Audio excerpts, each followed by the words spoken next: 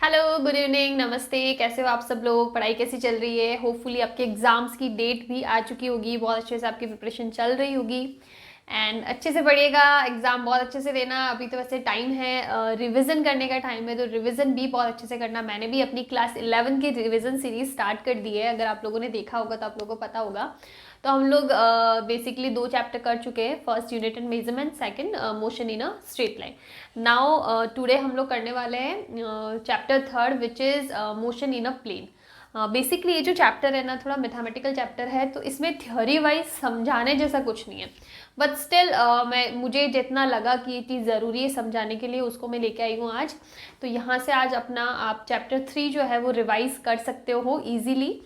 तो पिछले 2 वीडियोस पे रिस्पॉन्स इतना अच्छा नहीं था, लेकिन ठीक है, मैं आजकल उन सब चीज़ों को इग्नोर कर रही हूँ और मैं इस चीज़ पे फोकस कर रही हूँ कि मैं चीज़ें मेरे हिसाब से अच्छे से कर सकूँ। बाकी जैसे जितना रिस्पॉन्स मिल रहा उतना मिल जाएगा। तो चलो हम लोग स्टार्ट करते हैं हमारा chapter 3 which is motion in a plane.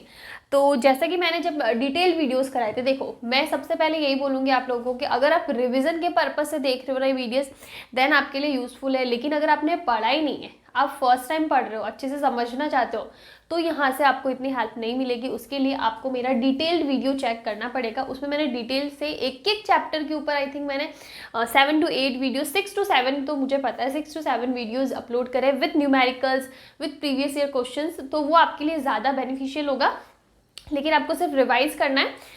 तो यहाँ तक ठीक है। वैसे भी जो रिवीजन करा रही हूँ ना मैं, बोर्ड के पर्पज से, sorry not board, class 11th के जो क्लासरूम एग्जाम्स होते हैं ना स्कूल में, जो उसके हिसाब से करवा रही हूँ। अदरवाइज नीट जेई के लिए तो मैं नहीं करवा रही हूँ, बिकॉज उसके लिए मुझे अलग से पूरा न्यूमेरिकल सेशन लेना पड़ता है। वो भी हम लोग लेंगे डेफिनेटली। एक बार हम लोग हमारी 1 शॉट सीरीज कर लेते हैं, फिर हम लोग न्यूमेरिकल्स पे आएंगे, स्टेप बाय स्टेप चलते, बिकॉज जो न्यूमेरिकल वाला पार्ट है ना वो कॉम्पिटेटिव एग्जाम्स के लिए। और होपफुली जो मेरे वीडियो से प्रॉपरली पढ़ते हो तो वो लोग 2025 के लिए प्रिपेयर करें, नॉट फॉर 2024, बिकॉज अभी तक मैंने क्लास 12th नहीं करवाई है। ठीक है, तो चलो हम लोग स्टार्ट करते हैं। तो जैसा कि मैंने बताया कि मैंने डिटेल वीडियोस में भी पहले वेक्टर्स करवाई है, तो यहाँ पे 1 शॉट में भी हम लोग पहले वेक्टर लेते हैं, मतलब वेक्टर स्केलर समझते हैं वो क्या होता है। उसके बाद में जो प्रोजेक्टाइल मोशन है उसमें ज़्यादा नहीं है, बिकॉज प्रोजेक्टाइल मोशन के न्यूमेरिकल ज़्यादा है और न्यूमेरिकल्स में 1 शॉट में नहीं करवा रही हूँ, सो उसमें इतना ज़्यादा नहीं है। तो सबसे पहले हम लोग बात करते हैं वेक्टर्स की। वेक्टर क्या है? वेक्टर एक टाइप की फिजिकल क्वांटिटी। अगर आपको याद हो चैप्टर 1 में तो हमने फिजिकल क्वांटिटी वाली एक टर्म पढ़ी थी, ऐसी quantities that can be measured any how. हम लोग अगर किसी क्वांटिटी को मेजर कर सकते हैं, for example time, we can measure second हो गया, मिनट हो गया, आवर हो गया, हम लोग मेजर कर सकते हैं। ठीक है, स्पीड हो गया, डिस्टेंस हो गया, लेंथ हो गया, ये सारी चीज़ें हम लोग मेजर कर सकते हैं। तो जितनी भी ऐसी क्वांटिटीज़ है जिनको हम लोग मेजर कर सकते हैं उनको हमने फिजिकल क्वांटिटीज़ कहा था। और यही जो फिजिकल क्वांटिटीज़ है ना, इसके 3 टाइप होते हैं। ठीक है, फर्स्ट जो हमारा मेजर टॉपिक है vector, second is scalar and third is tensor. Tensor आपका सिलेबस का पार्ट नहीं है, उसमें इतना कुछ भी समझाया हुआ नहीं है, तो हम लोग इस पर इतना डिटेल में बात नहीं करेंगे। लेकिन ये 2 आपके सिलेबस का पार्ट है, वेक्टर एंड स्केलर। सबसे पहले हम लोग बात करते हैं वेक्टर की कि क्या होता है वेक्टर। वेक्टर ऐसी फिजिकल क्वांटिटी है जिसको रिप्रेजेंट करने के लिए हमें उसका मैग्नीट्यूड चाहिए कि उसकी वैल्यू कितनी है, वो कितनी वैल्यू लेता है। ठीक है, उसके साथ साथ में हमें डायरेक्शन भी चाहिए कि वो कौन सी डायरेक्शन को रिप्रेजेंट कर रहा है, कौन सी डायरेक्शन में जा रहा है। तो ऐसी फिजिकल क्वांटिटीज जिनको रिप्रेजेंट करने के लिए हमें मैग्नीट्यूड चाहिए और साथ में क्या चाहिए, डायरेक्शन। अगर ये दोनों चीज़ हमारे पास है ना, उसकी वैल्यू भी है, उसकी डायरेक्शन भी है, तो हम लोग बोलेंगे कि वो एक वेक्टर क्वांटिटी है। इसके ऑपोजिट अगर मैं बात करूं स्केलर क्वांटिटी, तो स्केलर फिजिकल क्वांटिटीज ऐसी क्वांटिटीज होती है जिनको रिप्रेजेंट करने के लिए सिर्फ और सिर्फ किसकी ज़रूरत होती है, मैग्नीट्यूड की ज़रूरत होती है। यहाँ पे हमें डायरेक्शन की नीड नहीं होती है, डायरेक्शन का कोई रोल ही नहीं होता है।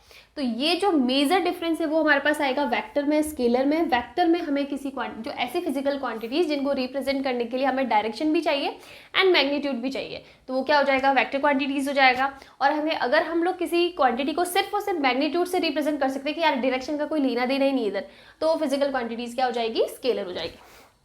अगर मैं बात करूँ और डिटेल से, तो ये जो वेक्टर क्वांटिटीज है ना, इसको हम लोग फर्दर 2 पार्ट्स में डिवाइड कर सकते हैं। फर्स्ट हो जाती है पोलर वेक्टर क्वांटिटीज, सेकेंड हो जाती है axial vector quantities. Polar vector quantities and axial vector quantities. Polar vector quantities ऐसी क्वांटिटीज होती है, ऑब्वियसली बात है, जो क्या होगी, वेक्टर होगी। मैंने लिखा है पोलर वेक्टर, तो ऐसी वेक्टर क्वांटिटीज जो स्ट्रेट लाइन मोशन को शो करती है, ठीक है, रेक्टिलिनियर मोशन को शो करती है। स्ट्रेट लाइन मोशन या फिर हम लोग बोलते हैं रेक्टिलिनियर मोशन को शो करती है, मतलब एक ही डायरेक्शन में ट्रैवल कर रही है, या तो ऐसे जा रही है, या ऐसे जा रही है, या नॉर्थ जा रही है, साउथ जा रही है। अगर ये चारों में से कोई डायरेक्शन को अगर वो रिप्रेजेंट कर रही है ना, तो वो क्वांटिटीज़ क्या हो जाएगी, पोलर वेक्टर क्वांटिटीज़ हो जाएगी।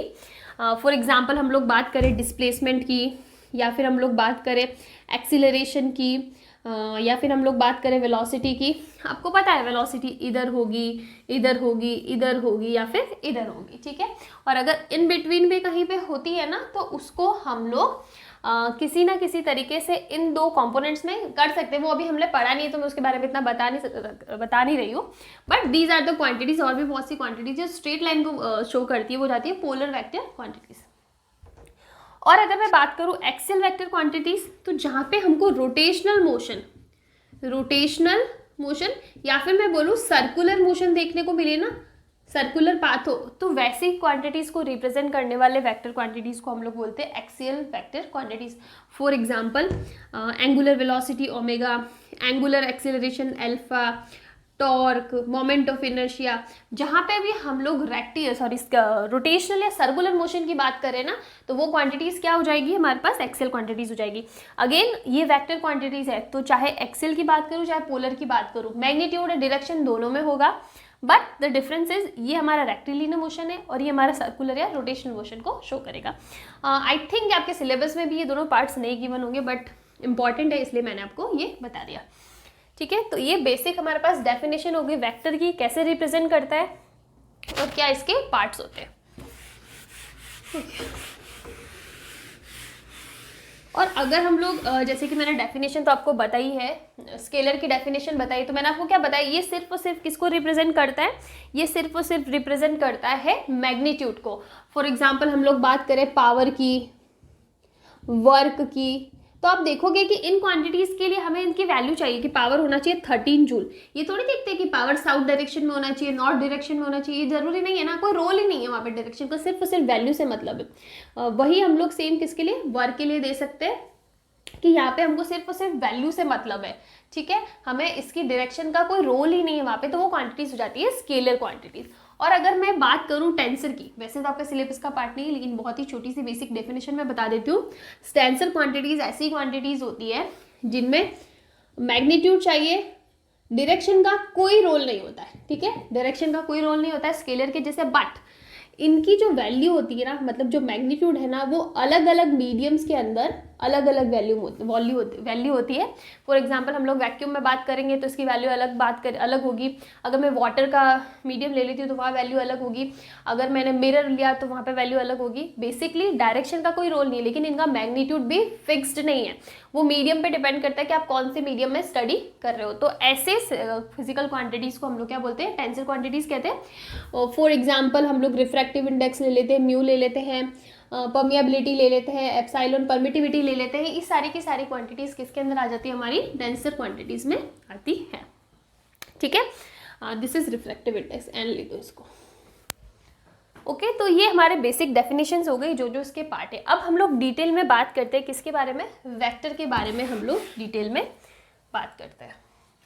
वेक्टर सबसे पहले और सबसे इंपॉर्टेंट, ऊपर से हटा देती हूँ,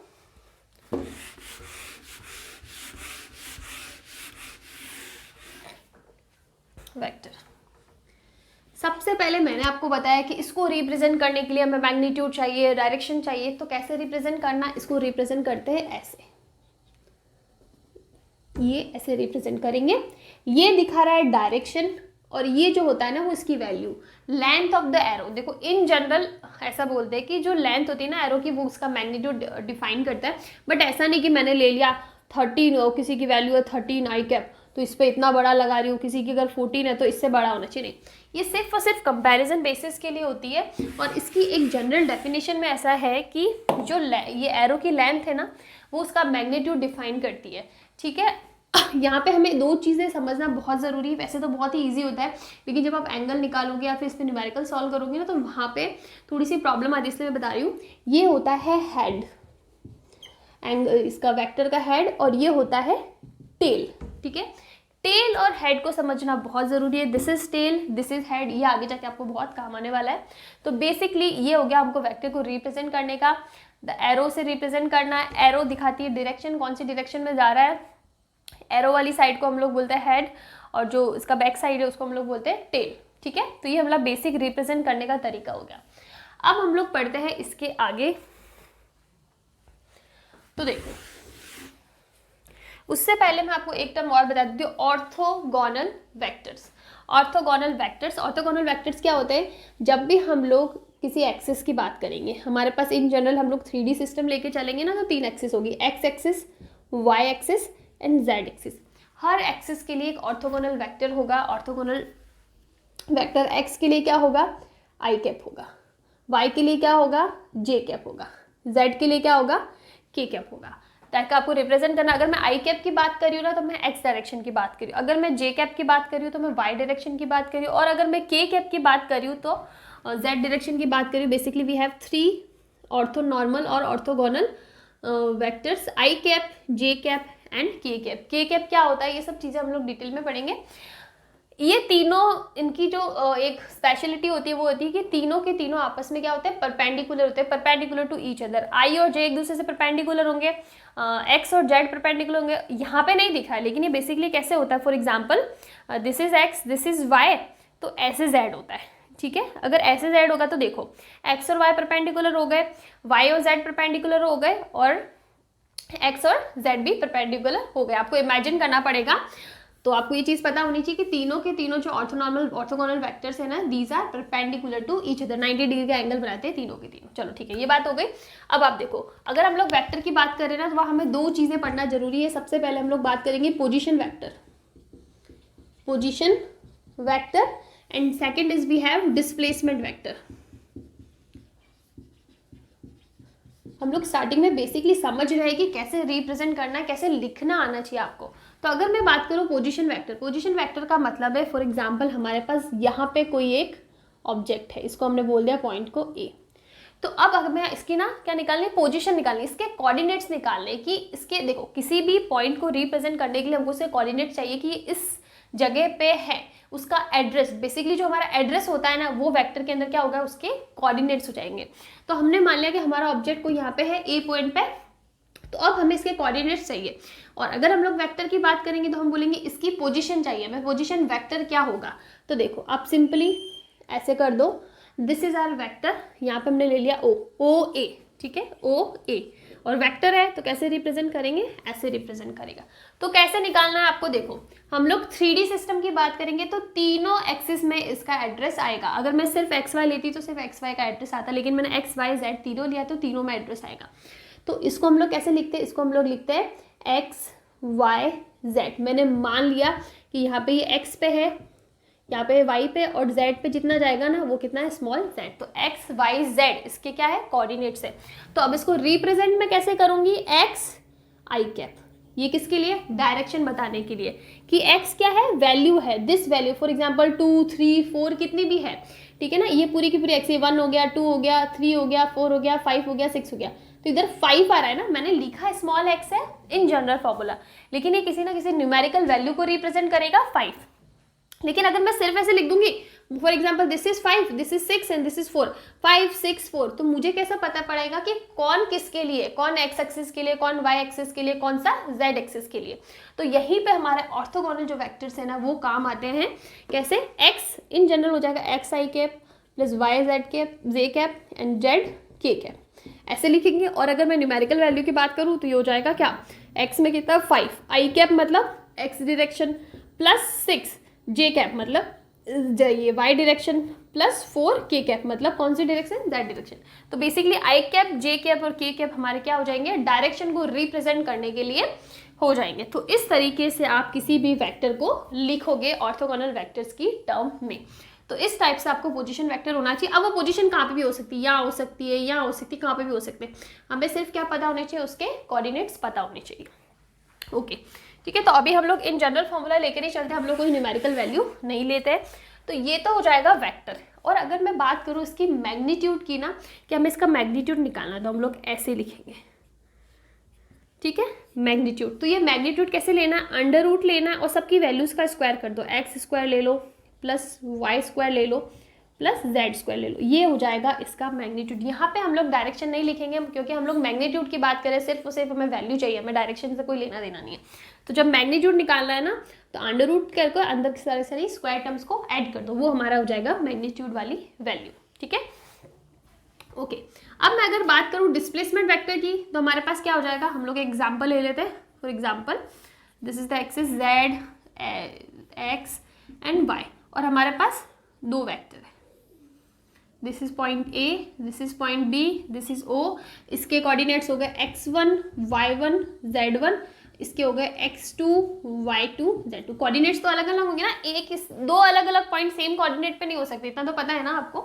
मैं यहाँ पे खड़ी हूँ, कोई एक दूसरा जन वहाँ खड़ा है, तो हम दोनों के कोऑर्डिनेट्स तो अलग होंगे ना, मैं अलग डिस्टेंस पे, वो अलग डिस्टेंस पे, तो वैसे इन दोनों के कोऑर्डिनेट्स अलग होंगे। अब मुझे डिस्प्लेसमेंट निकालना, डिस्प्लेसमेंट मतलब ये ए से बी तक गया तो कितना डिस्प्लेसमेंट हुआ, तो मैं उसको बी ए वेक्टर लिख सकती हूँ ना, ये वाला वेक्टर बी ए वेक्टर लिख सकती हूँ। Final position minus initial position, वही हमारा डिस्प्लेसमेंट होता है, तो हमने लिख दिया बी ए वेक्टर। कितना हो जाएगा, हो जाएगा x2 माइनस x1, दोनों कौन सी डायरेक्शन में, आई डायरेक्शन में, मतलब x डायरेक्शन में, plus y2 minus y1 J cap plus z2 minus z1 K cap. इस टाइप से आप डिस्प्लेसमेंट वेक्टर निकाल सकते हो।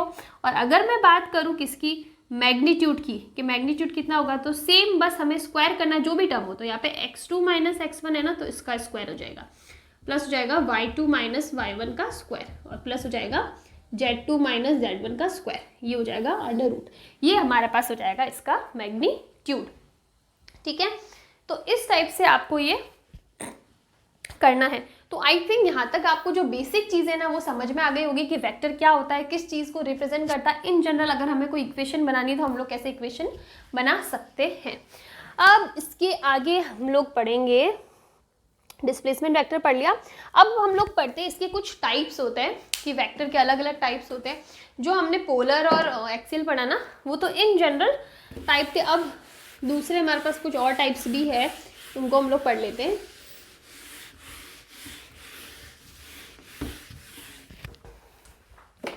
तो सबसे पहला हमारे पास टाइप है इक्वल वेक्टर, दूसरा है unequal vector. Equal vector, unequal vector. Equal vector का मतलब है दो वेक्टर्स हैं, उनका मैग्नीट्यूड भी सेम हो और डायरेक्शन भी सेम हो। मैंने आपको बताया था मैग्नीट्यूड को यहाँ पे मैं एरो की लेंथ से रिप्रेजेंट कर रही हूँ, तो देखो दोनों की लेंथ बराबर है, सेम डायरेक्शन में जा रही है, ये वाली direction x direction, positive x direction, तो दोनों का मैग्नीट्यूड भी सेम है, दोनों की डायरेक्शन भी सेम है, तो ये क्या हो जाएंगे, इक्वल वेक्टर्स हो जाएंगे। अगर मैं अनइक्वल की बात करूँ ना, तो उसमें क्या होगा, या तो दोनों का मैग्नीट्यूड अलग अलग हो, या फिर दोनों की डायरेक्शन अलग अलग हो। ठीक है, एक ऐसे जा रहा है और एक मान लो ऐसे जा रहा है, ठीक है, दोनों में से कोई भी चीज डिफरेंट हो, या दोनों के दोनों ही क्या हो, डिफरेंट हो, मैग्नीट्यूड भी अलग हो और डायरेक्शन भी अलग हो। तो basically if two vectors are of different lengths या डिफरेंट मैग्नीट्यूड्स और डिफरेंट डायरेक्शंस और बोथ, जो भी पॉसिबल हो, तो वो हमारे पास क्या हो जाएगा, अनइक्वल वेक्टर्स हो जाए। कोई भी चीज डिफरेंट होनी चाहिए, चाहे मैग्नीट्यूड डिफरेंट हो, चाहे डायरेक्शन डिफरेंट हो, चाहे दोनों के दोनों डिफरेंट हो, तो वो वाले वेक्टर्स क्या हो जाएंगे, अनइक्वल वेक्टर्स हो जाएंगे। तीसरा वेक्टर आ जाएगा हमारे पास, ले लो आप पैरेलल वेक्टर्स। ठीक है, पैरेलल वेक्टर्स। पैरेलल वेक्टर्स का मतलब क्या है, दो वेक्टर्स हैं, वो दोनों के दोनों सेम डायरेक्शन में जाने चाहिए। यहाँ पे मैग्नीट्यूड से मतलब नहीं, ये ले लो ऐसे, बट वो पैरेलल है। ठीक है, पैरेलल मतलब एक ही डायरेक्शन में जाने चाहिए, तो उन वेक्टर्स को हम लोग क्या बोलते हैं, वो हो जाएंगे हमारे पैरेलल वेक्टर्स। और सेम इसका ऑपोजिट आ जाएगा anti parallel, anti parallel vectors. तो एंटी पैरेलल के अंदर क्या हो जाएगा, मैग्नीट्यूड चाहे भी कुछ भी हो, लेकिन इनकी डायरेक्शन क्या होगी, एक दूसरे के ऑपोजिट होगी। ऑपोजिट भी कैसे, ऐसे, एंटी पैरेलल। ठीक है, एक अगर प्लस में जा रहा है, एक्स में जा रहा है, तो एक माइनस एक्स में जाएगा, एक अगर प्लस वाई में जा रहा है ना, एक तो माइनस वाई में जाएगा। तो ये हो जाएंगे हमारे क्या, एंटी पैरेलल वेक्टर्स, पूरा लिख देना एंटी पैरेलल वेक्टर्स। एक होता है हमारे पास नेगेटिव वेक्टर।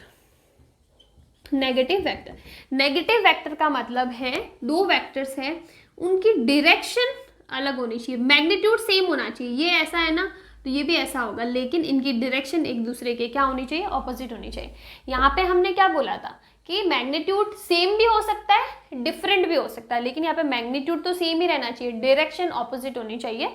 तो इस टाइप के वेक्टर्स क्या हो जाएंगे, नेगेटिव वेक्टर्स हो जाएंगे। एक वेक्टर आता है हमारे पास जीरो वेक्टर। जीरो वेक्टर का मतलब जिसका कोई मैग्नीट्यूड ही नहीं हो, मतलब जहां से स्टार्ट करा ना वापस वहीं पे खत्म हो गया, तो उस टाइप के वेक्टर को हम लोग क्या बोलते हैं, जीरो वेक्टर्स। अगर हमने कोई वेक्टर ले लिया ए वेक्टर, इसमें कोई भी नेगेटिव वेक्टर ऐड कर दिया तो हमें क्या मिल जाएगा, जीरो वेक्टर मिल जाएगा ना, तो वो हो जाएगा हमारा जीरो वेक्टर। एक लास्ट आता है coplanar vectors. Coplanar vectors, coplanar का मतलब ऐसे दो या दो से ज्यादा वेक्टर जो एक ही प्लेन में एग्जिस्ट करते हैं। फॉर एग्जाम्पल मैंने ले लिया एक्स वाई और यहाँ पे दो वेक्टर ले लिए, ठीक है। अब ये दोनों की डायरेक्शन क्या है, इनका मैग्नीट्यूड क्या है, उससे कोई लेना देना नहीं हमें, लेकिन ये हमें पता है कि ये दोनों के दोनों एक्स वाई प्लेन के अंदर एग्जिस्ट कर रहे हैं। चाहे ये ले लूँ, चाहे ये ले लूँ, चाहे कहीं पे कुछ भी जा रहा हो, लेकिन ये पता है कि है किसके अंदर, एक्स वाई प्लेन के अंदर। तो ऐसे वेक्टर्स क्या कहलाते हैं, कोप्लानर वेक्टर्स कहलाते हैं, ठीक है। तो ये कुछ बेसिक टाइप्स हो गए हमारे पास वेक्टर्स के। अब इसके बाद में जो टॉपिक रहता है ना सबसे important, that is unit vector.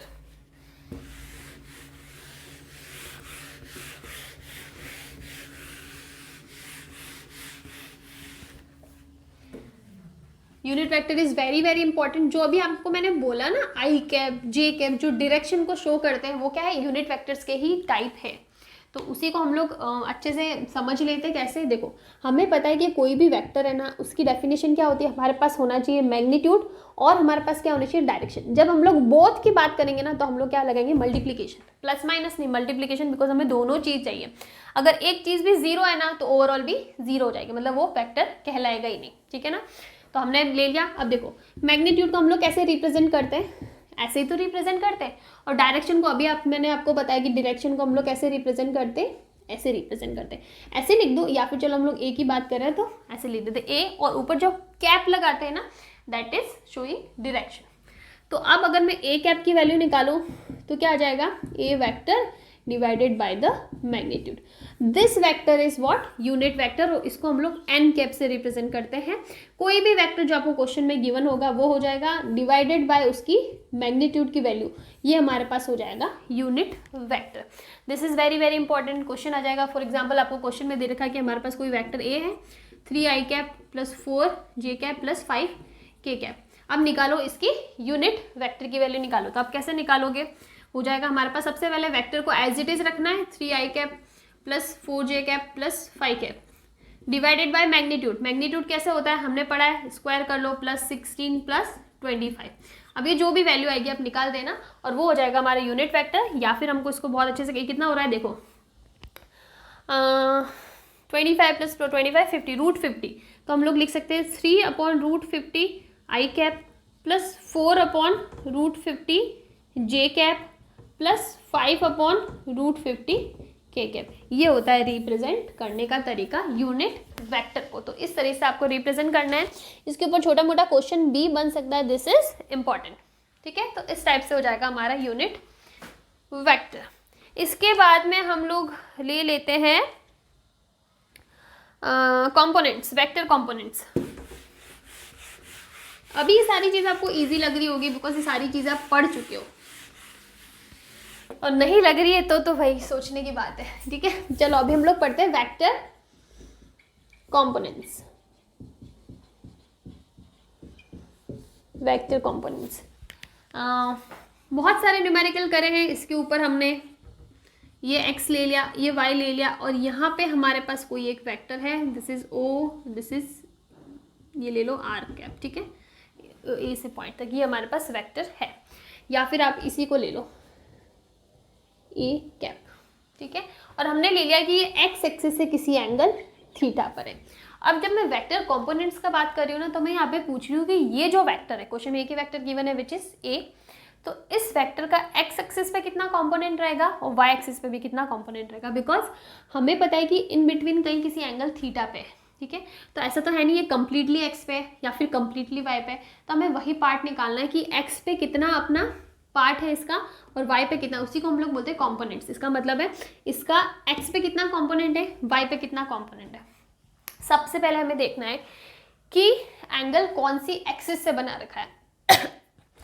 Angle यहाँ पे एक्स एक्सिस से बना रखा है थीटा एंगल, तो यहाँ पे एक्स एक्सिस पे इसका कंपोनेंट हो जाएगा ए कॉस थीटा और वाई एक्सिस पे हो जाएगा ए साइन थीटा। ये तभी पॉसिबल है जब x और y एक दूसरे के परपेंडिकुलर हो, उनके बीच में कहीं पे ये वेक्टर हो। ऐसे नहीं पॉसिबल है ये x ले लिया, ये y ले लिया और ये a ले लिया तो ये a cos थीटा और ये साइन थीटा हो जाएगा, नहीं। एक दूसरे के परपेंडिकुलर होने चाहिए। जिस एक्सिस से एंगल हमको क्वेश्चन में गिवन है ना, उस एक्सिस पे कॉस वाली टर्म लेगा और उसकी जस्ट परपेंडिकुलर वाली जो एक्सिस होगी उस पर साइन वाली टर्म लेगा। अगर मैं ऐसे लेती ना कि एंगल मेरे को ऐसे दे रखा है थीटा, वाई एक्सिस से दे रखा है, तो यहाँ पे ए कॉस थीटा आता है और यहाँ पे ए साइन थीटा आता है। तो बेसिकली ये बहुत इंपॉर्टेंट है कि आप कौन सी एक्सिस से थीटा मेजर कर रहे हो।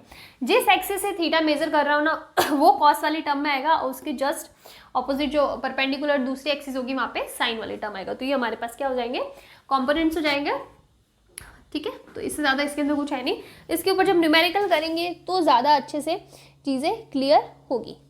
अब हम लोग जो मेन हमारे जो टॉपिक्स हैं उनकी तरफ जाते हैं। यूनिट वेक्टर पढ़ लिया which is very important. Components इतना इंपॉर्टेंट नहीं है लेकिन न्यूमेरिकल के पर्पस से ये काफ़ी इंपॉर्टेंट है। अब हम लोग पढ़ते हैं वेक्टर के जो सब्ट्रैक्शन और एडिशन वाले जो रूल्स होते हैं ना, वो पढ़ते हैं, वेक्टर एडिशन एंड सब्ट्रैक्शन, ठीक है।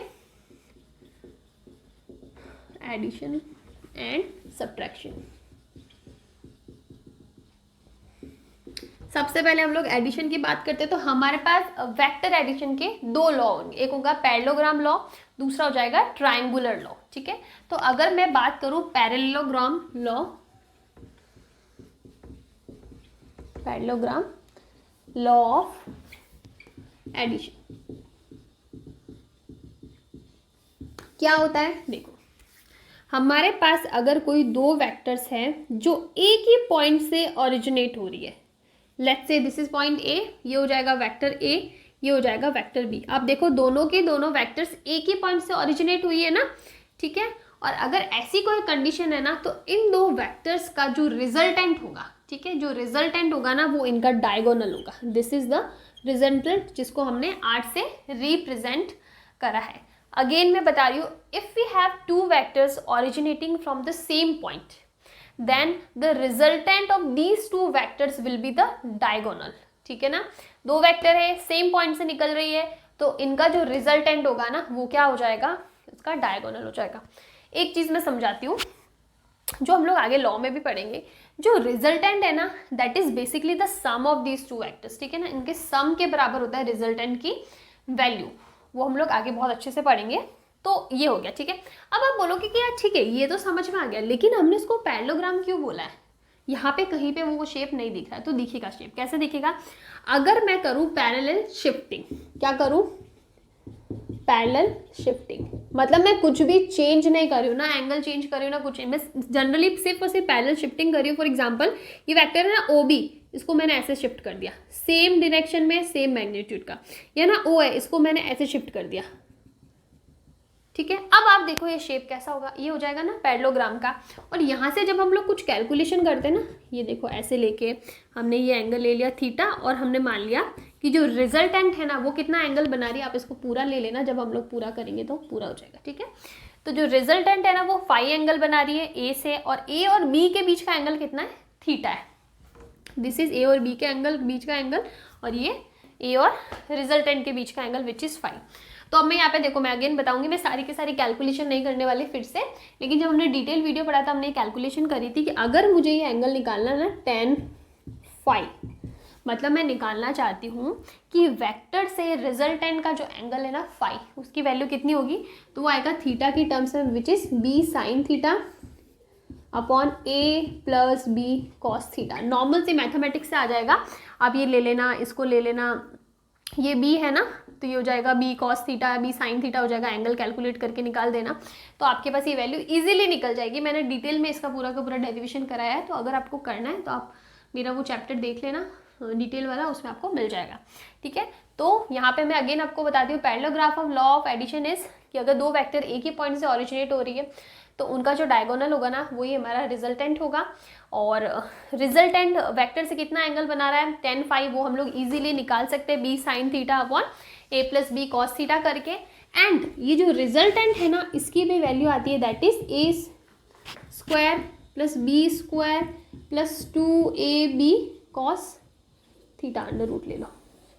This is the value of resultant, a square plus B square plus 2ab cos theta.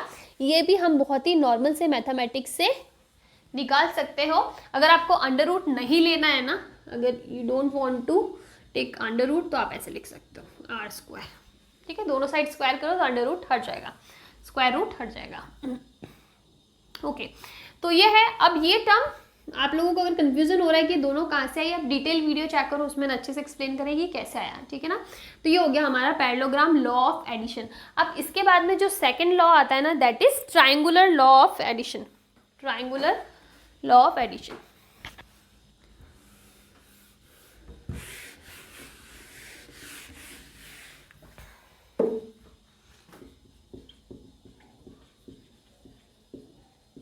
Triangular law of addition, triangular law क्या बोलता है, बहुत ही जनरल हम लोग यहाँ पे काफ़ी चीज़ें एक्सप्लेन कर देते हैं। मैंने आपको बताया था ना, हेड और टेल का बहुत इंपॉर्टेंट रोल होता है। कैसे, देखो, अगर हम एक वेक्टर का हेड दूसरे वेक्टर की टेल से ऐड करें, लेट्स से ये पहला वेक्टर है इसका हेड, ये दूसरा वेक्टर इसकी टेल, अगेन दूसरे वेक्टर का हेड और थर्ड वेक्टर की टेल, अगेन सेम आप फॉलो करो, इस टाइप से करो। ठीक है, तो उसके बाद में जो अगर फाइनल वेक्टर का, अगर हम लोग एक वेक्टर ऐसा लेते हैं जो फर्स्ट वेक्टर की टेल और फाइनल वेक्टर की हेड से कनेक्ट करता है, ऐसे ऑपोजिट डायरेक्शन में, अगर ये सारे ऐसे डायरेक्शन में जा रहे हैं ना, तो फाइनल वेक्टर ऑपोजिट डायरेक्शन में जा रहा है, तो ये जो फाइनल वेक्टर होगा ना, ये हमारा रिजल्टेंट वेक्टर होगा। For example, this is A vector, this is B vector, this is C, this is D, this is E, तो we can write R equals to A plus B plus C plus D plus E, vector लगा दो, ये हो जाएगा हमारा triangular law. तो मैं नहीं बोलूँगी, मैं इन जनरल आपको समझा दी हूँ कि रिजल्टेंट का मतलब क्या होता है। तो रिजल्टेंट में एक चीज़ समझना ज़रूरी है, दैट इज फर्स्ट वेक्टर का हेड एंड सेकेंड वेक्टर का टेल, और जो रिजल्टेंट वैल्यू होगी ना वो किसको कनेक्ट करेगी, फाइनल वेक्टर को फर्स्ट वेक्टर को, फाइनल वेक्टर का हेड एंड फर्स्ट वेक्टर का टेल। तो ये समझना बहुत ज़रूरी है, इसीलिए मैं बोल रही थी ना हेड और टेल का रोल बहुत इंपॉर्टेंट होता है, तो वो यहाँ पे इंपॉर्टेंट है। अगर आपको कनेक्ट करना है, सबको ऐड करना है, तो सिंपल सा रूल है, फर्स्ट का हेड सेकंड का टेल, फर्स्ट का हेड सेकंड का टेल, फर्स्ट का हेड सेकंड का टेल, और जो रिजल्टेंट होगा वो जस्ट ऑपोजिट होगा, फर्स्ट का टेल एंड जो भी लास्ट वाले वेक्टर होगा उसका हेड, वो हमें रिजल्टेंट मिल जाएगा। इस टाइप से हम लोग रिप्रेजेंट करते हैं। तो अब जो ट्राइंगुलर लॉ में बोल रही हूँ ना, तो ट्राइंगुलर लॉ का मतलब क्या है, we have a vector A, we have a vector B, तो इनका जो सम होगा ना सेम यही है, बस यहाँ पे हम दो वेक्टर को लेके चल रहे हैं। तो जो रिजल्टेंट होगा ना वो क्या होगा, फाइनल वेक्टर, यानी इस वेक्टर का हेड और इसका टेल कनेक्ट होना चाहिए ऐसे ऑपोजिट डायरेक्शन में, ये ऐसे जा रही, ये ऐसे जा रही, तो हिसाब से ये ऐसे जानी चाहिए, लेकिन रिजल्टेंट ऑपोजिट होता है, तो हमने ऑपोजिट ले लिया। फर्स्ट का क्या हो जाएगा, हेड हो जाएगा, टेल हो जाएगा, और लास्ट वाले का हेड हो जाएगा। ठीक है, ये हो जाएगा हमारा क्या, resultant vector, and we can write R equals to A plus B, और यहाँ पे हमने ले लिया ए और बी के बीच का एंगल। देखो अब ये एक इंपॉर्टेंट चीज़ दूसरी आती है, हेड और टेल का रोल का एंगल। जब भी हम लोग दो वेक्टर्स के बीच का एंगल लेंगे ना, तो वो एंगल या तो हेड से हेड के बीच में हो या टेल से टेल के बीच में हो। हेड से टेल और टेल से हेड के बीच में नहीं हो सकता है, या तो हेड टू हेड होना चाहिए या टेल टू टेल होना चाहिए, H T is not possible. कैसे, देखो अगर मैं यहाँ पे बात करूँ ना, तो आप देखो ये ए है और ये बी है, अगर मैंने लिया ना कि ये एंगल मैंने ले लिया थीटा, तो अगर मुझे क्वेश्चन में ऐसा पूछा है कि ए और बी के बीच का एंगल कितना होगा, तो थीटा नहीं होगा। क्यों नहीं होगा, आप देखो मैंने बोला एंगल हमेशा या तो हेड टू हेड लेते या टेल टू टेल लेते। यहाँ पे देखो एक का तो क्या है, हेड है, दूसरे का क्या है, टेल है, और मैंने बोला हेड टू टेल कंसिडर नहीं होता है, क्रॉस। तो हम यहाँ पे क्या कर सकते हैं, हम लोग ना इस ए को थोड़ा सा आगे बढ़ा दें, अगर मैं पैरेलल शिफ्टिंग कर दूँ तो ये ऐसे हो जाएगा, ये ऐसे हो जाएगा तो आप देखो यहाँ पे क्या हो जाएगा, ये हो जाएगा ए का टेल और फर्स्ट का बी का भी टेल, मतलब यहाँ पे टेल टू टेल है तो यहाँ पे एंगल हो सकता है, तो हमें ये वाला एंगल लेना होगा और ये एंगल कितना होगा, टोटल 180 है तो ये हो जाएगा 180 माइनस थीटा। तो अब अगर क्वेश्चन में हमें पूछा है ना ए और बी के बीच का एंगल, तो वो थीटा नहीं होगा, कितना होगा 180 माइनस थीटा। ये चीज़ आपको अच्छे से पता होनी चाहिए। तो this is triangular law of addition. इसमें मैंने आपको ये भी बता दिया कि आपको एंगल कैसे लेना है, ठीक है। ओके अभी हम लोग क्या ले लेते हैं, सब्ट्रैक्शन वाला एक पढ़ लेते हैं, फिर उसके बाद में हम लोग, तो ये हमने किसकी बात करी, एडिशन की बात करी। अब सब्ट्रैक्शन की, फॉर एग्जांपल मुझे पूछा है a माइनस बी निकालो, तो कैसे निकालो, तो हमें क्या करना है, देखो ये a है, ये b है, ये था। जब हम लोग ये लेते थे ना तो हमारे पास a प्लस बी यानी रिजल्टेंट आ जाता है। अब हमें a माइनस बी लेना है तो आप ऐसे नहीं कर सकते, माइनस बी जैसी टर्म कुछ नहीं होती है। तो हम लोग क्या करेंगे, a में ऐड करेंगे माइनस बी, ठीक है। सिंपली सब्ट्रैक्शन हमारे पास कोई फॉर्मूला नहीं, हमारे पास एडिशन का ही फॉर्मूला है, लेकिन ये फॉर्मूला है कि हम लोग नेगेटिव बी को ऐड करेंगे। किसको ऐड करेंगे, हम लोग बी को सब्ट्रैक्ट नहीं कर रहे, हम लोग नेगेटिव बी को ऐड कर रहे हैं। तो कैसे, ये बी है ना तो ये क्या हो जाएगा माइनस का बी, ठीक है ना। ये बी है इस डायरेक्शन में, इसकी ऑपोजिट में ले लेती हूँ सेम मैग्नीट्यूड का, तो वो डायरेक्शन माइनस हो जाएगी, माइनस डायरेक्शन मतलब ऑपोजिट डायरेक्शन, नेगेटिव डायरेक्शन, तो वो नेगेटिव बी हो जाएगा। अब आप ऐड कर दो, ये ऐसे जा रहा है, ये ऐसे जा रहा है, इसका ऑपोजिट मतलब ऐसे, ये हो जाएगा हमारे पास a माइनस बी, ये हो जाएगा हमारा रिजल्टेंट फॉर्मूला। ये जो एंगल का जो लॉ है ना ये सेम काम कर रहा है, सिर्फ आपको माइनस बी लेना आना चाहिए, बाकी सारा का सारा लॉ सेम है कि फर्स्ट का हेड, सेकंड का टेल, फिर फाइनल का जो होता है वो हेड टेल कैसे कनेक्ट करना है, वो सारी चीज़ें। तो इस टाइप से आप सब्ट्रैक्शन कर सकते हो। अब हम लोग बात करते हैं मल्टीप्लिकेशन की। तो अगर मैं मल्टीप्लिकेशन की बात करूँ ना तो हमारे पास 3 अलग अलग टाइप की वैल्यूज आ सकती है। For example we are multiplying a vector,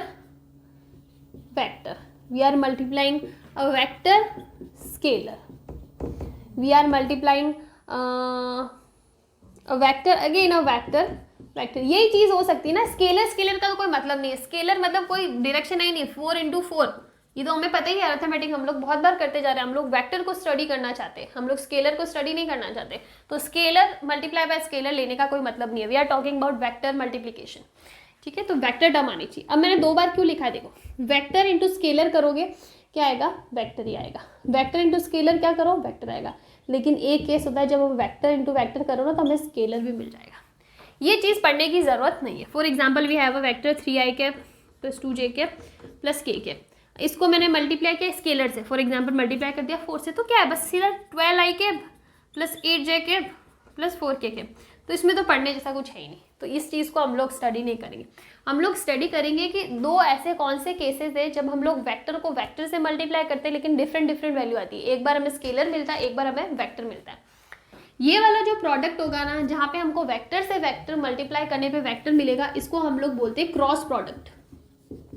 product मतलब मल्टीप्लिकेशन, और जब हमें स्केलर मिलेगा ना तो हम लोग बोलेंगे डॉट प्रोडक्ट, ठीक है। तो हम लोग को ये दोनों ही मल्टीप्लिकेशन वाले चीज़ें पढ़नी है, cross product and dot product. तो सबसे पहले हम लोग थोड़ा इजी वाले लेते हैं विच इज डॉट प्रोडक्ट।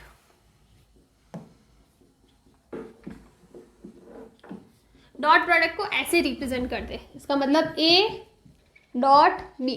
तो जब मैंने बीच में डॉट लगाया ना इसका मतलब मैं ए वेक्टर और बी वेक्टर के मल्टीप्लिकेशन की बात कर रही हूँ। तो इसको जब हम लोग ओपन करते हैं ना तो हमारे पास फॉर्मूला आता है ए का मैग्नीट्यूड बी का magnitude multiply by cos theta. तो this is a very important formula for dot product, that is a dot b is equals to ab cos theta, and if we want to find the angle then it will be cos theta equals to a dot b divided by this। ये हमारे पास क्या हो जाएगा value. अब देखो यहाँ पे हम लोग जब डॉट प्रोडक्ट की बात कर रहे हैं ना तो हमें पता है कि हम लोग किसी भी वेक्टर को ऑर्थोनॉर्मल वेक्टर्स में या फिर ऑर्थोगोनल वेक्टर्स की फॉर्म में रिप्रेजेंट करते हैं, that is I cap J cap and के कैप। तो बेसिकली हमें इनका मल्टीप्लिकेशन आना चाहिए। तो वो एक इंपॉर्टेंट चीज़ है कि अगर हम लोग आई कैप डॉट आई कैप करते हैं ना तो 1 आएगा, आई कैप डॉट जे कैप करेंगे तो 0 आएगा, जे कैप डॉट जे कैप करेगा तो 1 आएगा, के कैप डॉट के कैप करेंगे तो 1 आएगा।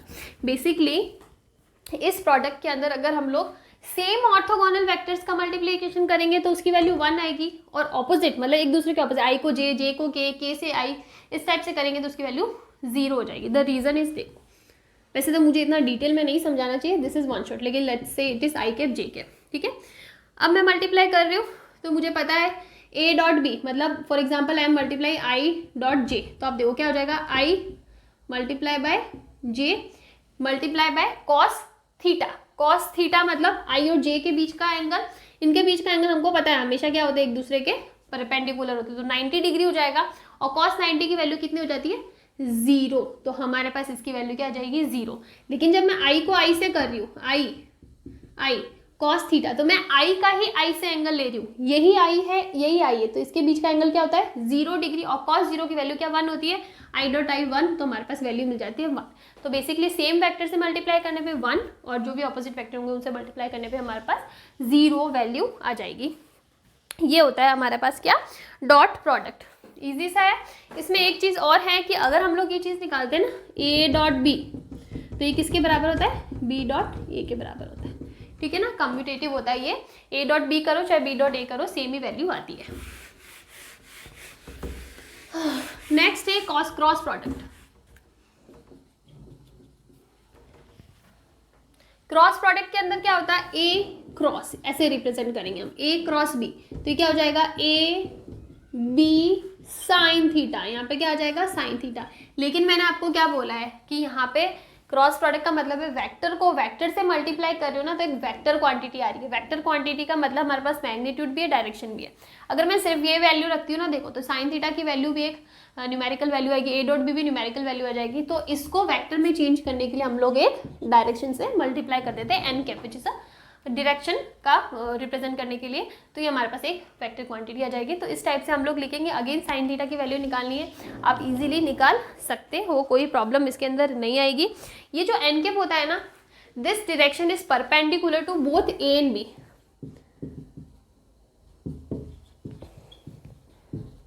बोथ ए एंड बी दोनों के परपेंडिकुलर होता है एन कैप, ये इसकी डायरेक्शन है, तो इसको हम लोग ऐसे रिप्रेजेंट कर सकते है। अब इसके बाद में हम लोग पढ़ लेते हैं कि इसमें जो डायरेक्शन है ना, निकालने का एक रूल होता है कि हमें कैसे डायरेक्शन निकालनी है। हम लोग जब डॉट प्रोडक्ट पढ़ी तो हमने बताया कि vector into vector equals to scalar, तो वहाँ पे डायरेक्शन का कोई काम नहीं था। लेकिन यहाँ पे vector multiply by vector is a vector, तो हमारे पास डायरेक्शन का रोल है। The direction is n cap, जो परपेंडिकुलर होती है ए और बी से। कैसे, देखो for example we have A, this is A cap, this is sorry A, this is B. अब मुझे निकालनी डायरेक्शन एन कैप की। मुझे पता है ए और बी दोनों के परपेंडिकुलर होता है, तो कैसे होगा, परपेंडिकुलर ऐसे होगा। तो परपेंडिकुलर या तो ऐसे होगा या अंदर की साइड होगा, मतलब या तो प्लस पॉजिटिव डायरेक्शन या नेगेटिव डायरेक्शन। तो अब वो कैसे लेना है, दो रूल आएगा। एक आएगा राइट हैंड साइड रूल। आप अपना हाथ ले लो राइट हैंड साइड वाला, ए से बी की साइड जाओ, जहां पे भी डायरेक्शन दे रखी है ना, ए से बी की साइड अपनी अंगुलियों को घुमाओ। तो ए से बी की साइड घुमा, अब ये देखो थंब की डायरेक्शन आ रही है, बाहर की साइड आ रही है ना, तो इसका मतलब पॉजिटिव। अगर ये एक्स है, ये वाई है, तो जेड कैप, यानी पॉजिटिव जेड कैप या फिर प्लस के कैप। इसके ऑपोजिट अगर मेरे पास ऐसे होता, ठीक है, ये ए है और ये बी है, तो अब मुझे क्या करना है, ए से बी की साइड अंगुलियां घुमानी, तो मैं ऐसे घुमाऊंगी ना, तो यहाँ पे मेरा थंब की डायरेक्शन क्या आ रही है, अंदर की डायरेक्शन आ रही है, तो वो जाएगा नेगेटिव, ठीक है। तो आप इस तरफ से डायरेक्शन निकाल सकते हो। अब अगर मैं ऑर्थोगोनल वेक्टर की बात करूँ, आई क्रॉस आई, तो it will be 0 and i cross j is equal to k, i cross k will be minus j. Basically ऐसे चलता है, देखो आई जे के। अगर मैं आई को जे से मल्टीप्लाई करती हूँ तो मेरे पास के कैप आएगा, जे को के से मल्टीप्लाई करती हूँ तो मेरे पास आई कैप आएगा, और के को आई से मल्टीप्लाई करती हूँ तो जे कैप करता हूँ। और अगर मैं इस डायरेक्शन में जाती हूँ ना, देखो आई जे के, इस डायरेक्शन मतलब के को जे से कर रही हूँ तो नेगेटिव आई कैप आएगा, जे को आई से कर रही हूँ तो नेगेटिव के कैप आएगा, और आई को के से कर रही हूँ तो नेगेटिव जे कैप आ रहा। बेसिकली क्लॉकवाइज डायरेक्शन में जाने पे सब पॉजिटिव वैल्यूज आएगी, और एंटी क्लॉकवाइज जाने पे नेगेटिव वैल्यूज आएगी। क्यों आएगी, देखो आप यहाँ पे ले लेना साइन थीटा, मैंने आपको बताया ना एन कैप की वैल्यू आएगी या तो पॉजिटिव आएगी या नेगेटिव आएगी। तो आप देख लो कि जब आप इस डायरेक्शन में जा रहे हो तो कहाँ आ रही है, ऑपोजिट डायरेक्शन में जा रहे हो तो कहाँ पे आ रही है, ठीक है ना। I hope this is right, yes, ठीक है। तो इस टाइप से डायरेक्शन निकाल सकते हो। इसको अगर आपको और अच्छे से समझना है ना तो मैं डिटेल वीडियो में आपको बहुत अच्छे से एक एक चीज़ मैंने एग्जांपल लेके समझाई, तो वहाँ पे समझ सकते हो कि क्यों ये कहीं पे पॉजिटिव आ रहा है। देखो ये चीज़ आपको समझनी है, पॉजिटिव नेगेटिव क्यों आएगा, बिकॉज एन कैप की डायरेक्शन या तो पॉजिटिव होगी या नेगेटिव होगी, तो उसी तरह से आपको ये मिलेगा, ठीक है।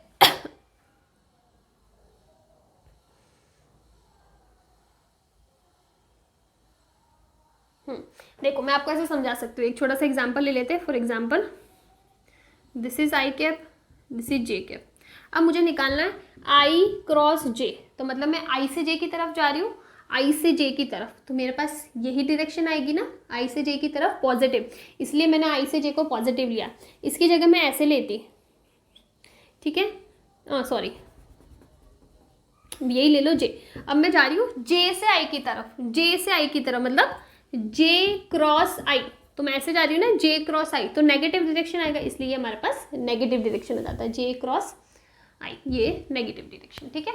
तो आप इस तरफ से डायरेक्शन को समझ सकते हो। मैं बहुत ही फास्ट करा रही बिकॉज हम लोग वन शॉट वीडियो करें, इतना डिटेल में सारी चीज़ें नहीं समझ सकते, थोड़ा सा कंफ्यूजन फिर भी हुआ। वैसे तो मैंने ट्राई करा है कि मैं अच्छे से समझा सकूँ, फिर भी कंफ्यूजन आप डिटेल वीडियो को जाके अच्छे से चेक कर सकते हो। ओके, तो ये यहाँ पे हमारा क्रॉस प्रोडक्ट भी कंप्लीट होता है। अब ये होता है कि एक्चुअल में क्रॉस प्रोडक्ट को कैसे करना है, तो उसके लिए हमारे पास एक मैट्रिक्स वाला तरीका होता है करने का, तो वो तो आपको न्यूमेरिकल्स जब करोगे ना तब ज़्यादा अच्छे से समझ में आएगा। अब हमारे पास एक टॉपिक रहता है cosine and sine law. Cosine law कैसे होगा देखो,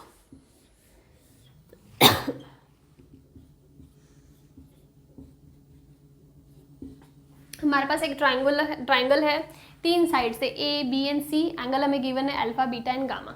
तो यहाँ पे अगर मुझे वैल्यू निकालनी है कॉस अल्फा की, तो हमारे पास क्या हो जाएगा, कॉस अल्फा हो जाएगा B square plus C square minus ए स्क्वायर अपॉन 2bc।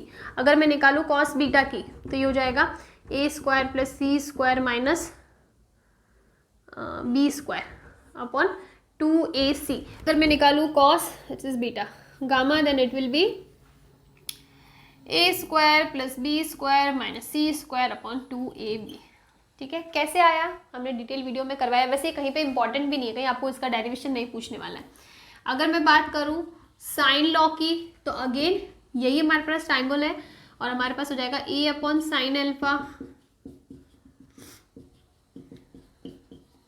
ये किसी भी ट्राइंगल के लिए क्या हो जाएगा, एप्लीकेबल हो जाएगा। ठीक है, तो न्यूमेरिकल आ सकता है इसके ऊपर, आपको तीनों साइड्स की वैल्यू गिवन होगी और आपको पूछ लिया कि आप कॉस अल्फा की वैल्यू निकालो, तो ठीक है तीनों साइड्स की वैल्यू पुट करनी है, इसमें ज़्यादा कुछ है नहीं। ठीक है, तो इस टाइप से हो जाएगा, वो साइन लॉ हो जाएगा। नॉट वेरी इंपॉर्टेंट, कहीं पे स्टेटमेंट क्वेश्चन पूछ ले तो पूछ ले।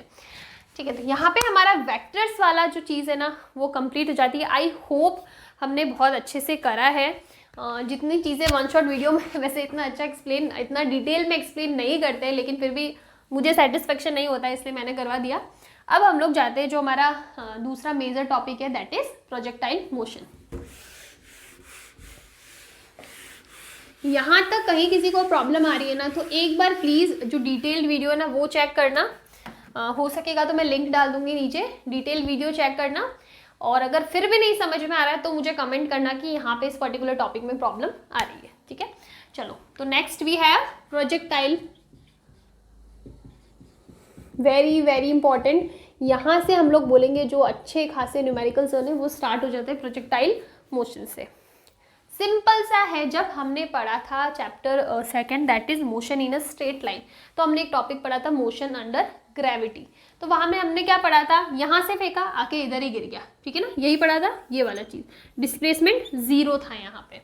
लेकिन वहाँ पे मैंने आपको समझाया था कि प्रोजेक्टाइल ये जो होता है ना ये 1D मोशन होता है, प्रोजेक्टाइल जो होता है ना वो 2D मोशन होता है। मतलब यहाँ पे हम 2 एक्सिस की बात करेंगे, हम लोग 2 एक्सिस को लेके चलेंगे, सिर्फ एक एक्सिस में मोशन नहीं हो रहा है। तो क्या होता है बेसिकली, जब भी हम किसी ऑब्जेक्ट को, let's say this is the ground, यहाँ से हमने किसी ऑब्जेक्ट को किसी वेलोसिटी u से और एंगल थीटा से फेंका है, मैंने ऐसे फेंक दिया, ठीक है ना, किसी एंगल से फेंका है।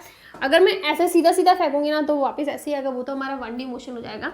हमने किसी एंगल से, दैट इज नॉट 90 डिग्री, ठीक है, हो सकता है वैसे भी केसेस आएंगे, but here we are taking angle theta किसी एंगल थीटा से फेंक दिया, वेलोसिटी इज u, हमने इसको ले लिया initial velocity is u, u velocity से इसको फेंका। अब क्या होगा ना, ये कैसे ट्रैवल करेगा, ये एक कुछ इस टाइप का पाथ फॉलो करेगा, मतलब ये इसको फेंकने के बाद एक एक्सट्रीम हाइट ले लेगा, वहां पे इसकी वेलोसिटी क्या हो जाएगी, 0 हो जाएगी वाई डायरेक्शन में, मतलब ये और ऊपर नहीं जाने वाला, ये इसकी मैक्सिमम हाइट हो जाएगी, यहाँ से ये फिर से नीचे आने लग जाएगा।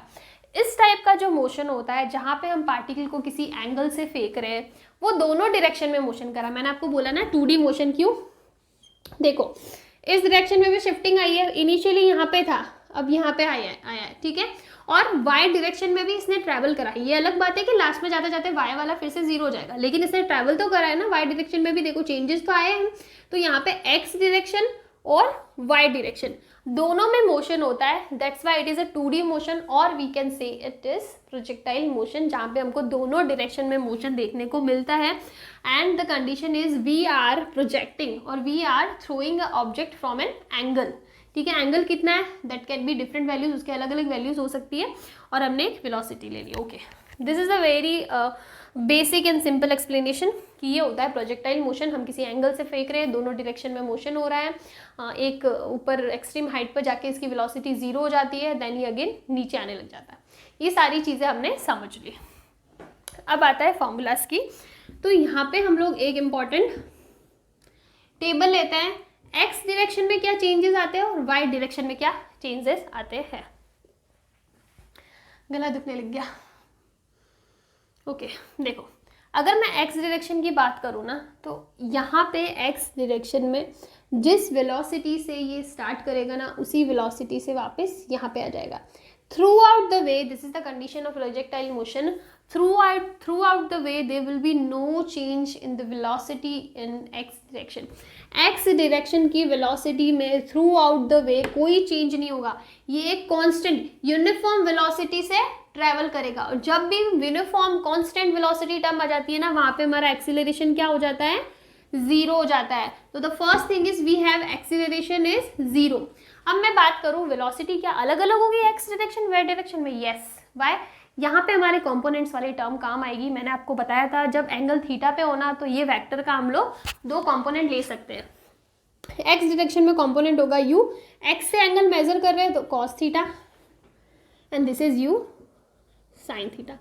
तो इनिशियल वेलोसिटी जो है ना, इनिशियल वेलोसिटी इसकी क्या है u कॉस थीटा, और फाइनल वेलोसिटी b क्या रहने वाली है u cos थीटा, बिकॉज मैंने क्या बोला एक्सीलरेशन 0। जब एक्सीलरेशन 0 हमारे पास फॉर्मूला क्या होता है, final velocity v equals to u minus gt या फिर u प्लस at, ठीक है, ये टर्म होता है। एक्सीलरेशन इज 0 तो ये पूरी टर्म 0 हो जाएगी, तो basically v equals to u, तो जो इनिशियल वेलोसिटी है वही फाइनल वेलोसिटी हो जाएगी, ठीक है। सेकेंड, अगर हम लोग y डायरेक्शन में बात करेंगे, यहाँ पे एक्सीलरेशन 0 नहीं, देखो थ्रू आउट द वे यहाँ पे नीचे की डायरेक्शन में एक्सीलरेशन लग रहा है, that is acceleration due to gravity g, और माइनस डायरेक्शन है, हमने ऊपर फेंका, पार्टिकल नीचे जा रहा है, तो माइनस जी माइनस जी माइनस जी माइनस जी माइनस जी माइनस जी माइनस जी होगा, तो ठीक है। फॉर एग्जाम्पल सॉरी, एक्सीलरेशन कितनी हो जाएगी, माइनस का g। इनिशियल वेलोसिटी कितनी हो जाएगी, u साइन थीटा, ठीक है ना, u साइन थीटा से हमने फेंका था। फाइनल वेलोसिटी सेम रहेगी, नहीं सेम नहीं रहेगी, फाइनल वेलोसिटी क्या हो जाएगी, फॉर्मूला हमारे पास क्या है, v इक्वल्स टू u कितना, u sine theta, acceleration minus gt, ये वाला फॉर्मूला हो जाएगा। तो हमारे पास फाइनल वेलोसिटी क्या हो जाएगी, u sine theta minus gt, मतलब अगर मैं यहाँ पे वेलोसिटी निकालूँ ना, तो ये तो u कॉस थीटा ही होगा, और ये क्या हो जाएगा, u sine theta minus gt। तो ये जो टर्म्स है ना, वो आपको समझ में आना बहुत इंपॉर्टेंट है। एक तो ग्रेविटी की डायरेक्शन की वजह से यहाँ पे फाइनल वेलोसिटी वाई डायरेक्शन के अंदर क्या हो जाएगी, इसको वी वाई लिख दो, ठीक है, u sine theta minus gt हो जाएगा। This is the extreme position, मतलब इससे ऊपर पार्टिकल नहीं जा सकता, वाई डायरेक्शन में ये एक्सट्रीम पोजिशन है। और यहाँ पे आके देखो, आपने पार्टिकल को फेंका, तो यहाँ पे आके वाई डायरेक्शन की वेलोसिटी वी वाई क्या हो जाती है, 0 हो जाती है। वी एक्स 0 नहीं है, बिकॉज ये तो कंटिन्यू चलता रहा है, इसमें कोई एक्सीलरेशन नहीं है, इसमें कोई चेंजेस नहीं है, through out the way it is constant. लेकिन यहाँ पे क्या हो जाता है, 0 हो जाता है, उसके बाद फिर से अगेन नीचे की डायरेक्शन में ये वेलोसिटी गेन कर लेता है। तो एक तो आपको पता होना चाहिए कि एक्सट्रीम पॉइंट पे वाई डायरेक्शन में वेलोसिटी 0 होती है, एक्स डायरेक्शन में throughout the way it is constant and final velocity Y direction में ये होती है। ओके, अब इन टर्म्स को यूज करके हमें 3 इंपॉर्टेंट फॉर्मूलाज पता होना चाहिए। First is what, time of flight, time of flight. Second is maximum height and third is range. यही है तीनों, हाँ, मैक्सिमम हाइट एंड रेंज। तो देखो, what is time of flight, capital T, it is यहां से पार्टिकल ने start किया और यहां तक, let's say this is point A O and this is point B, तो और इसको पॉइंट ए ले लो, ओ से बी तक जाने में यहां से चालू करके यहां तक इसने खत्म किया, इस टोटल टाइम को ट्रैवल करने में जितना टाइम लगा ना, टोटल डिस्टेंस को ट्रैवल करने में जितना टाइम लगा ना, that is time of flight के कितने टाइम तक वो ऑब्जेक्ट हवा में था, that is time of flight. यहां से स्टार्ट किया, ये हवा में इधर तक जब जमीन तक टच करता है ना, तब तक जो टाइम होगा ना वो होता है टाइम ऑफ फ्लाइट। और इसका फॉर्मूला होता है, कैसे आया डिटेल वीडियो चेक करो, यहाँ पे हम लोग डेरिवेशन नहीं करवाएंगे, ठीक है ना। यहाँ पे ये जरूरी है कि आपको समझ में आया पॉइंट, फॉर्मूलाज आपको पता होना चाहिए कैसे आया। अगर आपको देखना है तो डिटेल वीडियो चेक करो, वहाँ पे सब एक एक डेरिवेशन मैंने आपको वहाँ पे करवाया है, ठीक है। तो क्या चीज़ चाहिए, सिर्फ हमें इनिशियल वेलोसिटी पता होनी चाहिए और एंगल पता होना चाहिए, बाकी जी तो कॉन्स्टेंट होता है। अगर मैं बात करूँ मैक्सिमम हाइट, तो this is our maximum height, ये कैपिटल एच, ये जो मैक्सिमम हाइट है, एक्सट्रीम पोजीशन की जो ग्राउंड से हाइट होगी ना, दैट इज मैक्सिमम हाइट की मैक्सिमम कितनी हाइट ले सकता है। इसका फॉर्मूला होता है u square sine square theta upon g. Again सिर्फ हमें अगर इनिशियल वेलोसिटी और एंगल पता है ना, तो हम ये तीनों की तीनों टर्म्स की वैल्यू इजीली निकाल सकते हैं, ठीक है। This is 2g। Now range, range का मतलब है horizontal range, this is horizontal range, मैं लिख देती हूँ हॉरिजॉन्टल। हॉरिजॉन्टल रेंज मतलब इसने एक्स डायरेक्शन में टोटल कितनी डिस्टेंस ट्रेवल करी है, ओ बी, ये हम निकालना चाहते हैं। तो इसका फॉर्मूला क्या होगा, U square sine 2 theta upon G, ये फॉर्मूला हमारे पास हो जाएगा। अगेन सिर्फ और सिर्फ अगर इनिशियल वेलोसिटी पता है, एंगल पता है और एक्सीलरेशन ड्यू टू ग्रेविटी ये तो कांस्टेंट है, अगर ये टर्म्स हमें पता है ना, तो हम इन तीनों में से कोई भी वैल्यू इजीली कैलकुलेट कर सकते हैं। तो ये हमारे पास कुछ बेसिक फॉर्मूलाज हो गए। नाउ अब हमें निकालना है कि ये जो हमने अभी पढ़ा ना कि प्रोजेक्टाइल मोशन, तो इसका जो पाथ था, इसका जो कर्व था ना, ये वाला, this is what, this is parabolic. ये दिख रहा है हमें, तो यहाँ पे दिख रहा है, लेकिन एक्चुअल में हाउ कैन वी से कि ये पैराबोलिक होगा। जब हम लोग पार्टिकल को बहुत हाइट तक फेंकेंगे ना, तो हम उसका पूरा का पूरा पाथ तो हमें दिखने वाला नहीं है, तो हमें कैसे पता कि पैराबोलिक होगी। यहाँ तो हमने ड्रॉ किया है, हमें दिख जाएगा, लेकिन हमें इसको प्रूव भी करना होगा। तो वो कैसे प्रूव होगा, इसकी इक्वेशन से, that is very important, equation of trajectory. ये भी हम लोग प्रूव कर सकते हैं, बट कहीं पे नहीं पूछने वाला, कोई इंपॉर्टेंट भी नहीं है। अगर आपको फिर भी जानना हो तो आप डिटेल वीडियो चेक कर लेना, वहाँ पे मैंने इसको प्रूव कराया है, इसका डेरिवेशन। तो इक्वेशन ऑफ ट्रेजेक्टरी बेसिकली कि इस पाथ की क्या इक्वेशन है, हम लोग मैथ्स में निकालते हैं ना पाथ की equation, parabolic, hyperbolic, straight line, सबकी हम लोग इक्वेशन निकालते हैं। तो इस पाथ की इक्वेशन क्या हो जाएगी,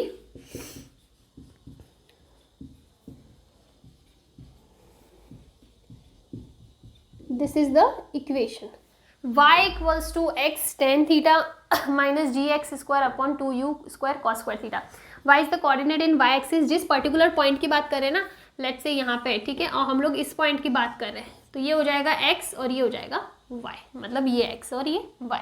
तो y x, फिर बाद में g और u cos जो थीटा, ये तो सारी की सारी टर्म्स हमें चाहिए, ये इनिशियल वेलोसिटी एंड एंगल।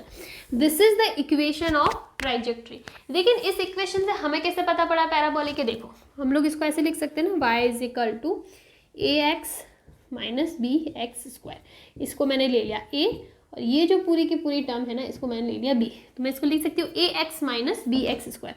और ये जो इक्वेशन होती है ना, ये होती है पैराबोला की इक्वेशन।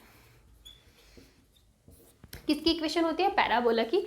इसी वजह से हम लोग बोल रहे हैं कि ये पैराबोलिक पाथ है, बिकॉज यहाँ पे हमें ये इक्वेशन मिल रही है। इस इक्वेशन को मैं ऐसे भी लिख सकती हूँ, y equals to x tan theta आप कॉमन ले लो और अंदर हो जाएगा 1 माइनस एक्स अपॉन आर। देख लेना, इजीली निकल सकता है। आर की वैल्यू हमारे पास थी, that is u square sine 2 theta upon जी।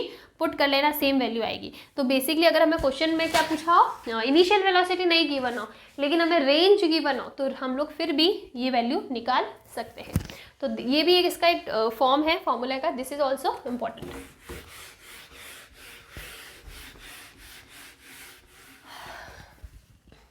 ठीक है, तो अब देखो नेक्स्ट पीछे क्या बचा है।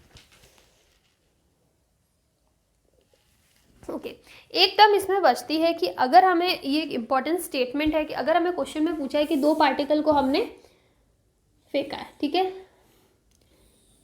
अलग अलग एंगल से, ठीक है, एंगल अलग अलग है, अलग अलग एंगल से भी हमने फेंका है लेकिन इनकी रेंज सेम है। फॉर एग्जांपल हमने ओ से फेंका है बी तक, तो दोनों ही पार्टिकल आर लास्ट में कहाँ रहे, बी तक रहे ले, ठीक है, लेकिन इसको अलग अलग एंगल से फेंका, इसका अलग अलग एंगल अलग है θ1, इसका एंगल अलग है θ2, लेकिन again the velocity is same, दोनों को u वेलोसिटी से ही फेंका है।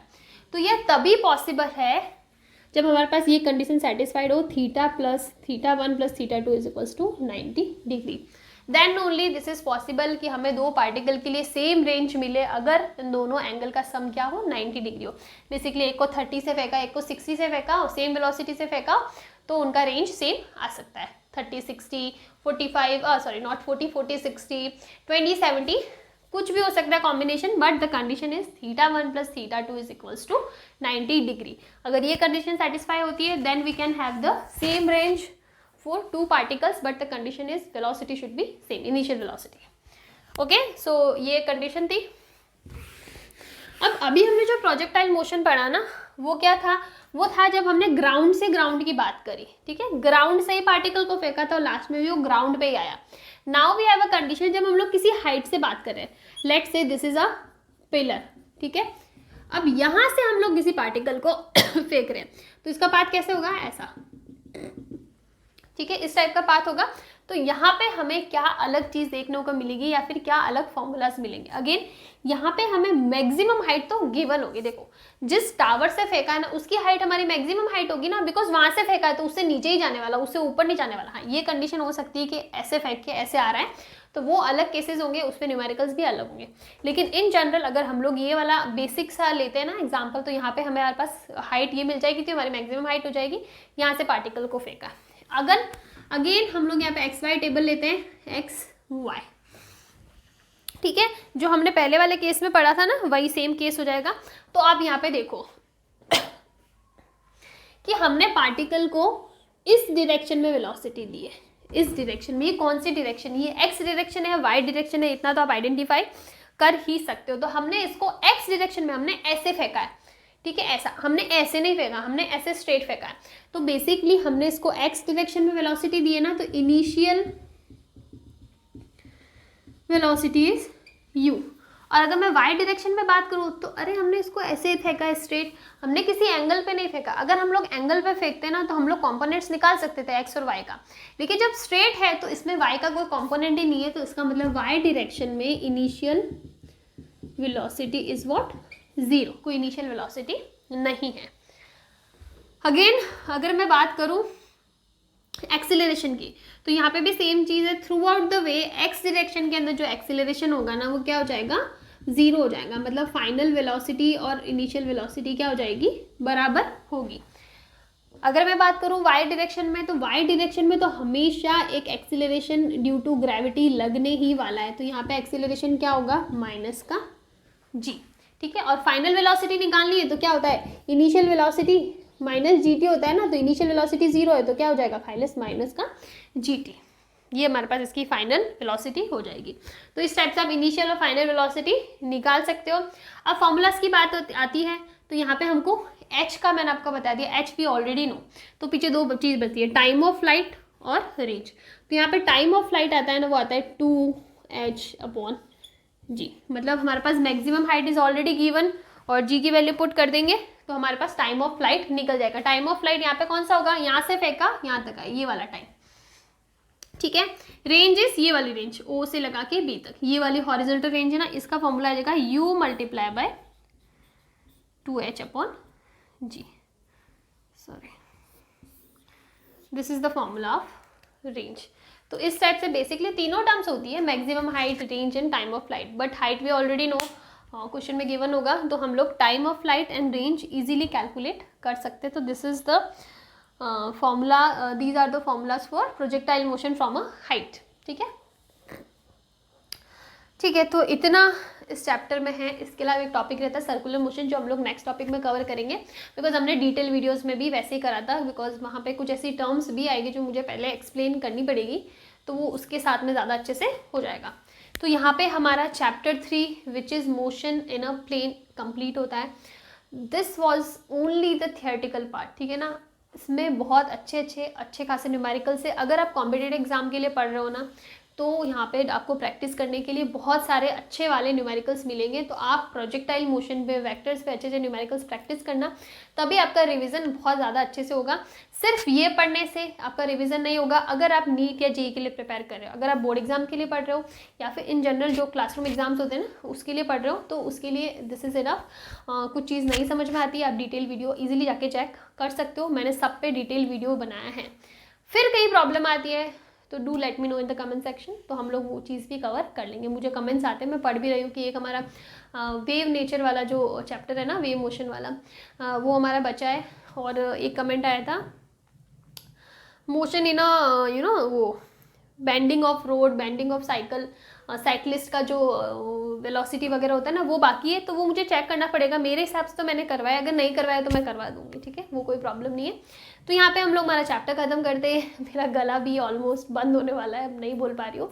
तो यहाँ पे हम लोग रैप करते हैं हमारा आज का वीडियो। नेक्स्ट वीडियो में हम लोग नेक्स्ट चैप्टर का वन शॉट लेके आएंगे। अच्छे से पढ़ना, बहुत अच्छे से रिविजन करना, बहुत अच्छे से एग्जाम करना, एग्जाम देना, एंड बताना कैसे एग्जाम आके वगैरह जा रहा है। Thank you.